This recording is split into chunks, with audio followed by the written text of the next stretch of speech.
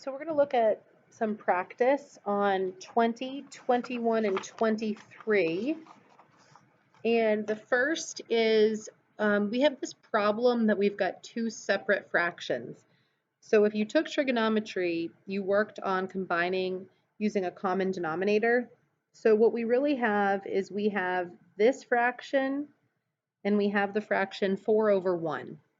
And we need to find a common denominator to put those two fractions together. So our common denominator is going to be x plus 2. So we can multiply this second fraction times x plus 2 over x plus 2. So my new function is going to be y equals, it's going to have a denominator of x plus 2, and it's going to have x plus 4x, so that would be 5x. And then I'm going to take the 4 times 2 for my constant. So my graph is going to be of y equals 5x plus 8 over x plus 2. So now that you have this equation set up for you, you're going to follow the normal steps.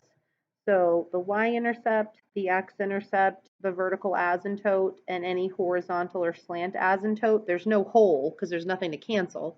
And you're going to graph this one. And I'm going to help you make sure that your fractions come out okay for number 2.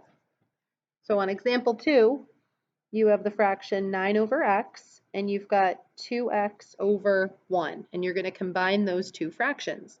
So we need a common denominator of x this time. So I'm going to multiply by x over x in my second fraction. So now I have 9 over x plus 2x squared over x. So what I really have is 9 plus 2x squared divided by x. So this is my rational function, and you're going to do those same steps as up above. Your y-intercept, your x-intercept, your vertical asymptote, and your horizontal or slant asymptote. So you're going to come back to 20 kind of at the end of the lesson today and submit that as a completed page. So this is a help video, so I'm going to continue on to page 21. You should have already completed number 1 through 12. I wanted to talk you through the strategy on these multiple choice questions, 13 through 15. All right, so let's talk about together, especially some of you juniors that might be taking the SAT. I think rational functions probably aren't on the SAT, but maybe. Let's figure out how we can match up this equation with this graph. So the first thing that stands out to me is this vertical asymptote at -3. Which of these functions would have a vertical asymptote at -3? We want x plus 3 in our denominator so that when we plug in -3, we would get 0 in the denominator. So we can eliminate choice A and C. If we eliminate choice A and C, what is the only difference between these two functions? It is their numerator that's different. So what can we use to help us figure this out? Well, 1 is the horizontal asymptote. What is the horizontal asymptote of this graph? It appears to be at 1. So the only time you have a horizontal asymptote that's not at 0 is when you can move it around because the powers are equal. So wouldn't this have a horizontal asymptote at 1 over 1 because the powers are equal? It also has an x-intercept at 0 because there's an x in the numerator. See how there's an x-intercept at 0? So our solution is choice D because choice B does not have an x-intercept, and it also has a y-asymptote at 0 because the denominator is bigger. So use process of elimination to figure these out. So you may want to pause the video. I'm going to go through my strategy for 14 and 15 now, but you may want to pause the video and try these on your own first. These are good questions that could be test questions on your multiple choice test. So the first thing I notice is I have two vertical asymptotes. And I know that both choice A and choice D only have one factor in the denominator, so they only have one vertical asymptote. You can see that when you factor the other denominators, you would get two factors, so you would have two vertical asymptotes.